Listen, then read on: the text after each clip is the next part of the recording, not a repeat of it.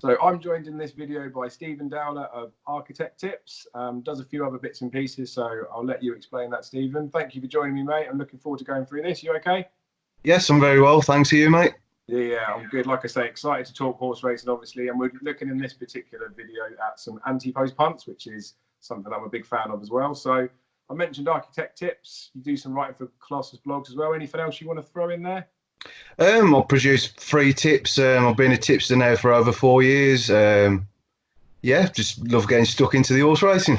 Beautiful. So I'll stick your Twitter handle on the video as well so people can grab that. Like you say, it's free. That's the beauty of doing some of these collaborations with people like yourself. We're doing this for free. We're all the same thing. We just like horse racing. And you are a fair judge as well, mate, which is why you've made the grade. Right stuff. There's 7 selections or 7 races anyway you've told me about at Cheltenham that you've got an Antepost fancy on. You haven't told me the horses, so this is the first time I'll be hearing it the same as everybody else. But before we get stuck into those, just briefly, when's the sort of time of year you get stuck into Antepost betting? Is it like sort of now, or have I prompted you to start looking at the markets? It's roughly about now. Normally the beginning of each year, I like to point out a few that I think are going to run in certain races, try and get the best value out of them. Yeah, beautiful. And then I sometimes this time of year as well, because the racing comes thick and fast, I'll look at maybe horses that might be running the next couple of weekends, thinking we might be able to pinch a bit of value. Is that the sort of things you look for as well, or have you got any other tips to give us? That's absolutely the same kind of way with me. Beautiful. Well, at least we know we're doing it right. So yeah, I like normally get stuck in from the back end of the previous season, and then when it gets to now, if I've either got a good book, I'm trying to just sort of pad it out. So this stuff's definitely going to help. Or if I've got a really bad book, which I had a few years ago when Foreheen and Annie Power both didn't run the same season, that cost me a bomb, then I'm sort of on a recovery mission. But it is decent this time of year, especially. And when you're mentioning the value in there, this is the time to be looking if you want to be nicking some prices. So without further ado, and before I waffle too much, your first selection comes in the Arkle. So Notebook's obviously head in the market there. Fakir Duderies is second in the bet, and we're still not 100% sure where he's going to be going. But who do you like in it? My first choice has to be Bapome, surprisingly, to a few. I've always liked this horse, even since he was over hurdles. I mean, a few notes I've written down about this horse. I mean, I know he was only 7th of 13 on Chase in debut, but the way he travelled and jumped into that race was really good to watch before he completely blew out. I've noticed as well that the Mullins horses have been needing their first run. He made amends easily next time. I mean, Paul Townend even quoted that he jumps as well as any 2-miler and he's electric, which really caught my eye when he said that, because it's not often you hear that from Paul Townend. There's loads more to come from him. I mean, he's got the scope, the potential to become a better chaser than he was a hurdler. He's got really good Cheltenham Festival form. He's run at the festival twice. I mean, he was 3rd in the 2017 Try and Hurdle over 2 miles. Yeah. And then he was 4th in the Stayers Hurdle last year over 3 miles, so he's quite versatile. And if you watch that race back, he was absolutely miles at the back.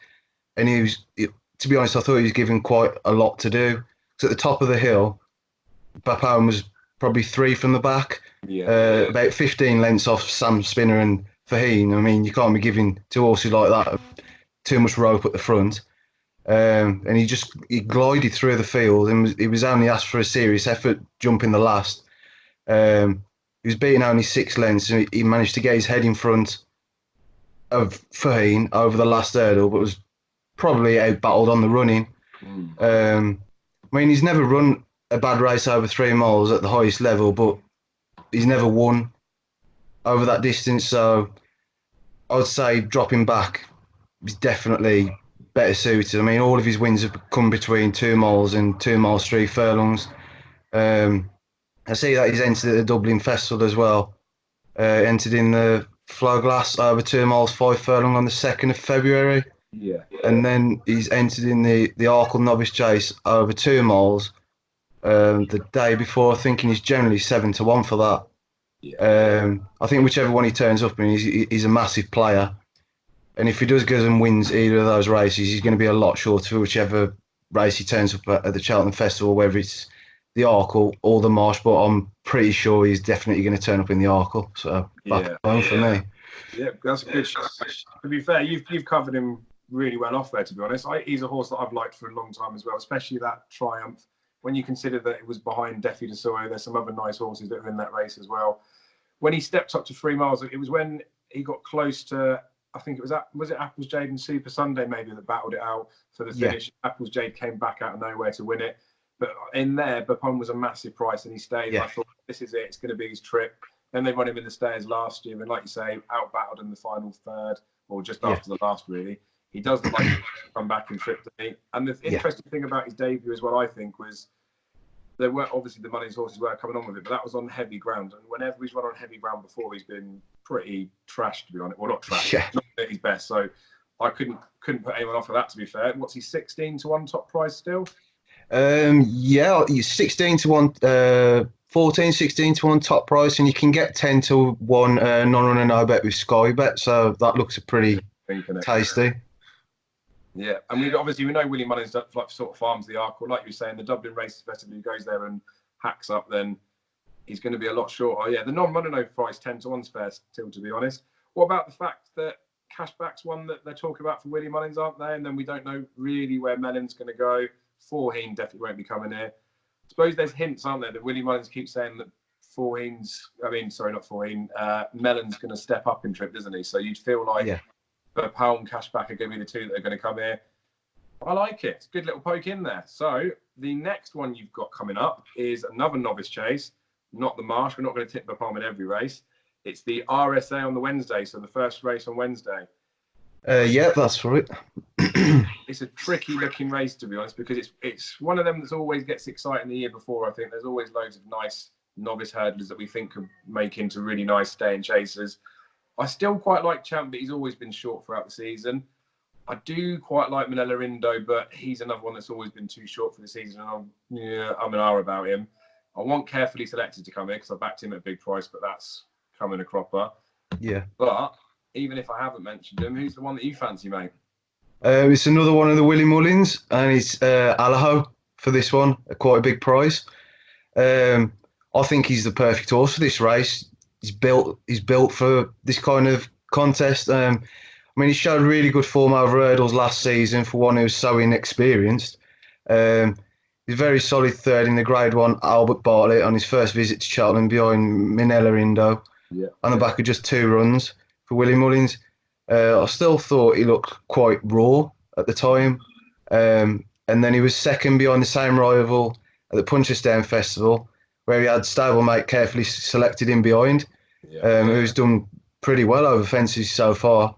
I know he was turned over by Easy Game on his chase debut, but he travelled much the best horse in that race. I thought Townham possibly rode him a bit too confident because he seemed to be caught for speed over the last fence, and then he kind of thought, oh, I'm in trouble here for a second. He just could not rally in time to get back up. I think he's going to come on loads for the run, and he looks definitely worth the step up to 3 miles. I say again, he's such a big horse with so much potential, and I think a strongly run RSA suit him perfectly. We definitely haven't seen the best of him, and I'm pretty confident he'll run a huge race. And I think he's about 20-1 at the moment. That's decent, isn't it? Because he's got a couple of entries this weekend, hasn't he? He's got the Saturday entry over the 2 mile 5. Yeah. And he's got the Sunday race over 3 miles. I don't think he'll go to the Sunday race because that's where Carefully Selected will be trying to qualify for the National 1 Chase, I think. Yeah, that's right. He might go for that one on Saturday, but given the fact that that's 2 mile 5, opens up the options of what trip he might go at. But yeah, at the beginning of the season, I thought he'd be one for an RSA. I've got a little thing about him that I just wonder whether he might be better if he went back to like for the JLT trip. But you are right; he's a big horse. He was very raw last season, wasn't he? Yeah. 6-year-old as well, lightly raced. So there's plenty more to come with him. I guess we'll just find out a lot more on Saturday. I'm presuming he'll run on Saturday anyway. Yeah, definitely. Yeah. So we've got Arkle nailed. We've got the RSA nailed. We've done some of the big boy races, and now you've got a fancy in the Coral Cup, a handicap. So this would be the sort of race that I would be leaving until much nearer time, just because I typically don't really like handicaps. Although when you get to the final declarations and you see the way the horse has been plotted, all those bits and pieces, you can get some quite obvious ones. And by the time I tend to back them, I might have missed the price. So who's going to win the Coral Cup? Well, I think the Cashel man, to be honest. I think it's 25 to 1 at the moment and 16 to 1 non-runner no bet with Sky Bet. I know Nicky Anderson's got a really good record in this race. I think he's won 3 of the last 10 run-ins of the race. The Cashman was really good on the flat. He's developing into a solid hurdler. He was second behind Pim and Reserve Tank. Probably would have beaten Pim without a mistake late on. Won his next 2 starts. The latest of those wins was really impressive from the front on handicap debut at Newbury. Beat some fairly useful sorts. Stepped up into Grade 1 company next time. And I know probably Time Hill wasn't at his best, but he still made him work pretty hard for it. And he made 2 terrible errors at the third last and the second last, but still remained in the fight. Also noticed as well that he's eligible to run in 2 Grade 1s at Cheltenham Festival. But Nicky Anderson has only entered him in the Coral Cup, which I find really interesting. And he looks pretty well treated off 147. I think he'll run a huge race. Yeah, he does look a nice type. I met him over the summer because we went back onto the flat, and I think there was a decent performance. Or he may have even won, but basically I almost got lured back into the flat because of this horse, and then I'm pretty sure he was spanked out of sight when I backed him.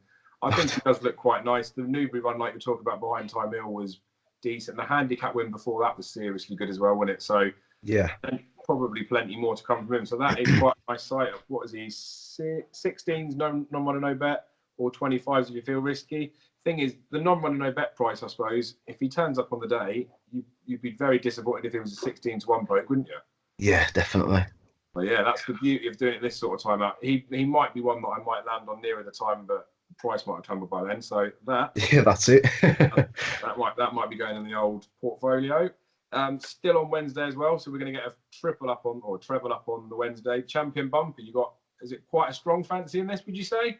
Yeah, a pretty strong fancy, and it's Eric Bloodaxe for Joseph O'Brien. I think he's looked an absolute machine in both starts. The way he's stayed on strongly.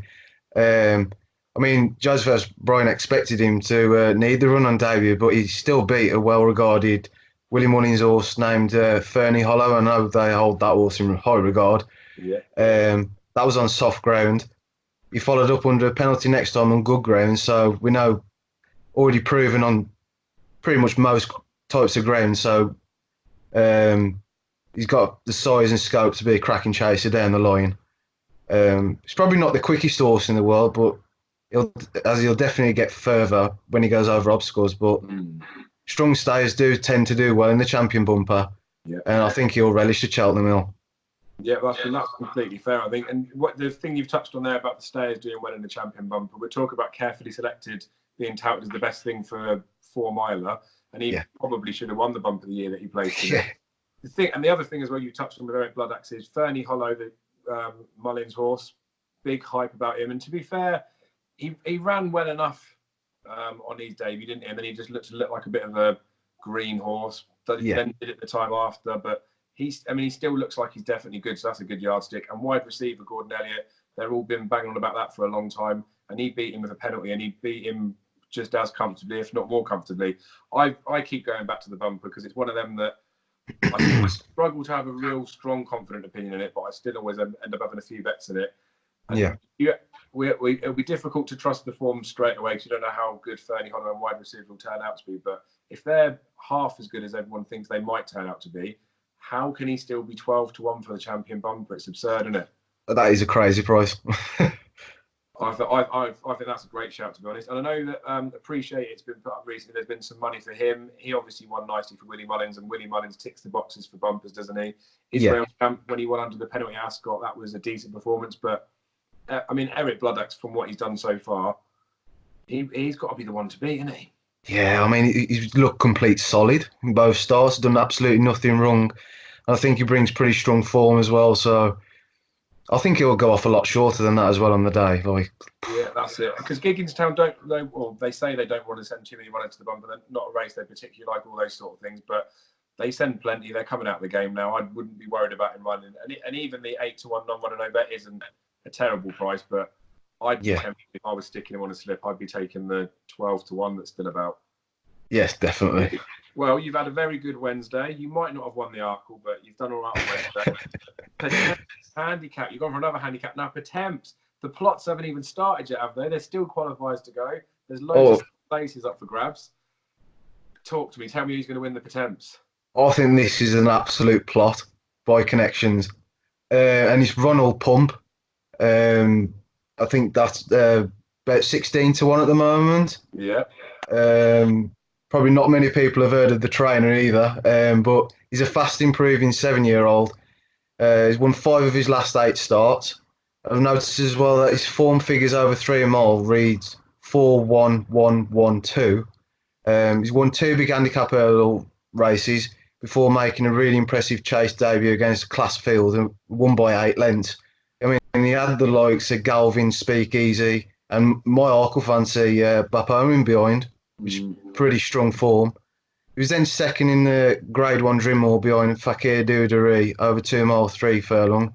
He made a really bad mistake at a crucial stage, shuffled him back to the rear of the field. And he looked to be going nowhere at one stage, but then he just found his second wind and stayed on really nicely to claim second. And that's really strong form. It's interesting, connections reverted him back to hurdles last time for the qualifier for the main event at Cheltenham in the Pertemps at Leopardstown last time because he had to carry quite a big weight. And he travelled really well through that race. Glided through the field like there wasn't even there, and then he got short of room down the straight. And then he picked up strongly when he had to switch out into the clear, and he was beating a length. And if you look at the weights, he was giving 2 stone to the winner as well. So that was a great effort back over hurdles. And he's almost certain to turn up in the main event at Cheltenham in the Pertemps, and I think it's a great price. Yeah, fair enough. He's definitely the one that's not been on my radar for, well, I'm a bit of a racing snob, to be fair. I mean, I've seen him running the races that you mentioned in there as well, but I was a bit shocked when you mentioned him. I thought this is going to be very left field, which I still think it is. He's 150 rated though, any over hurdles. Yeah. So when he was over here, they'll add 7 to that maybe. That'll be hell of a weight carrying performance, but you can't really argue with the form in terms of that being a rating. What sort of price is he for the Pertemps then? 14s, 12s, 16s top price? Yeah, 16's top price, yeah. Very interesting. Especially, I think he's definitely good enough to finish in the frame under a big weight. So at the moment, he's the one I'm most concentrating on at the minute. I like it. And the thing is, you get a lot of these horses that do end up winning these handicaps that sometimes we can overthink it, especially with the potential. We see horses finishing 6th, being ridden into a place we think they're doing that because they've got loads more to offer, and sometimes they just haven't. That was the best they were going to be on the day. They get a few pounds, they qualify, and they can't do it. So Ronald Pump's in the handicap. So Thursday may or may not have got off to a good start. We're hoping it's got off to a good start. But hopefully. it's the Ryanair coming up. So this is a race that every single year, well, I tell you what, year after year, we've been getting better, isn't it? It was a race that was a bit poo-pooed. People were knocking it. It's very much like the JLT, I think. This is one that's probably, well, it's even harder than the JLT to sometimes predict who's going to run in there. But again, I think year after year, they're making it a little bit easier because there's some horses that just fit the mold of a Ryanair horse. Now, I don't know what you've picked in this, but there's 3 horses in the back of my head that they're the only 3 that could win the Ryanair. So one of those 3 I'm thinking of is... Fingers crossed, it's Min. Yeah. I think it's one of the best bets of the festival. I think this is his time to finally win at the Cheltenham Festival. Because he'd be a 2-time festival winner without Altior in the way. I mean, he'd won the Supreme, won a Champion Chase. I have no idea why he was held up in last year's Champion Chase. It was just, he was positioned terribly. He got hampered, could never get involved, and then it was just complete put a line through that run. I mean, his form figures further than 2 miles, even though he's a cracking 2-miler. Yeah. He's won 3 and he's come second once in 4 attempts at Grade 1 level. He's won the John Durkan on his return for the last 2 years over 2 mile 4 furlongs. I was really impressed with his win there last time, even though like that odd weird jump he was putting in like over the top kind of thing. But I think he was spot on that day. I think he's brilliant when he's ridden up with the pace as well. I mean, even though he's shown brilliant form over 2 miles, I think he's an absolute monster over further. And I'll say it reminds me a lot of Votor, this horse does. I've just always liked me, and I think he's one of the best we've seen apart from Altior, in my opinion. Like, but he's just no Altior in the way. That's it. That's it. Generation-wise, he's just one of them that, like you say, if Altior hadn't have been about, he could have been a 2-time Cheltenham Festival winner anyway. Out of curiosity, because I'm a Min fan as well. Well, I started to go off him a bit last season and came back to him again. You've got to go back to him. Did you back Min in the Supreme? I did. So the positive is this might be the last Cheltenham Festival we see Min at. So worst case scenario is the last time we'll do our nuts. But yeah, I think this race is tailor-made for him. You're right, they got the tactics wrong last year. The only way you were going to beat Altior is to go in front of him and he won't be able to get past you. They didn't. Mullins said straight after they got the tactics wrong. And then we saw what he did when he went to Aintree and just was one of the performances of the season, I think. But, I mean, you do go against horses that have had tougher races like Pertemps did in the Cheltenham Chase. I think anyone that hasn't got money on Min for the Ryanair this year has got something wrong with them. I do think a Plutard looks tailor-made for the race as well. Yeah. I mean, as impressive as he was when he won the Close Brothers last year, he is a handicap winner at the festival, going on to win a Grade 1 at the festival. So he's still quite young as well. His best days might be ahead of him. Yeah. I know there's a few people interested in Riders on the Storm as well. I'm not so keen in that sort of camp. But yeah, I definitely think Min's got a chance. So that, boom, you've redeemed yourself on Thursday at least. After That's a relief. when a Ronald Pump comes sick. But that's the only negative of Antepost punting, isn't it? When you get to the I bet will be doing each way first 10 or something stupid in the Pertemps, wouldn't they? Yeah, that's it. But you can always get yourself loaded in a bit more, get a little place bet on. That's what I tend to do. If I do have an Antepost punt on some of the handicaps and nick a bit of value, that's what I tend to do. Look at the Betfair place markets or those each way extra things, because you can sort of cover yourself in those events. Right, so we've got 6 of your selections up. You've definitely got a couple of winners in there. It's now on to the Stayers Hurdle, which, when you first sent the list over and I saw the race shape up, I thought, ooh, there might be a couple of favourites in here. But, I mean, Min's the first one you put up that is favourite, I think. But it's the Stayers Hurdle. I mean, I know if the Catfit's running this weekend, and it could be the time to put him up, but who is it, Stephen? Who do you like? Well, this is probably going to surprise you, but I really like Somerville Boy at a decent price, to be honest. I mean, he's a 2-time Grade 1 winner. He's comfortably beat Kalashnikov twice when he won the Tolworth and the Supreme back in 2018. I mean, I know his form's been a hit and miss like since that win in the Supreme, but I think he's just really strong stayer. Like when he like wins, he runs away with his races.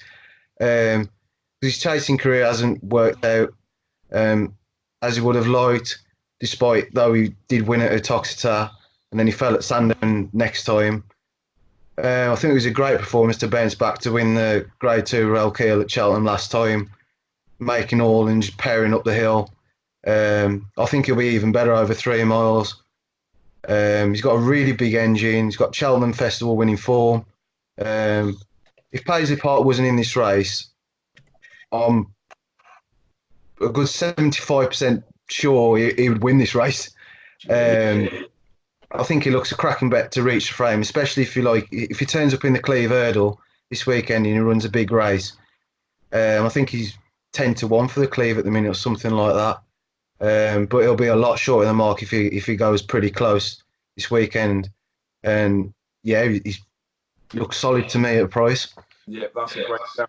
And that's the thing with the Stayers Hurdle is it's one of my favourite races of the festival. I remember when I used to just pay for the week off of big bucks every year. It wasn't even a concern. Yeah. Then we had the year when you had the niggle and I couldn't get out of any of it on Betfair Exchange, and that was a miserable weekend after that. But you get these short price favourites in there, you get these good things that it's got to come to an end at some point. But even if they do win, you can be pinching some decent each way value. More of that. What year did more of that? Because he won the Real Kilt and he won the Stairs. Did he win it the same season? I'll have a look to check that. But like you say, Somerville Boys running this season in the Cleve, or potentially going to run in the Cleve Hurdle at the weekend. Even if he was beaten in the Cleve Hurdle, because it's his first try at 3 miles, all he's got to be is a little bit impressive, and he'll end up being a wise guy's pick then, wouldn't he? Yeah, definitely. What sort of price is he for it? 20's top price? Yeah, that's about right. And I think it's 14 to 1 non-running, I bet. I mean, that could look good, couldn't it? Because the thing with the Stairs Hurdle as it is, Paisley Park's obviously going to run.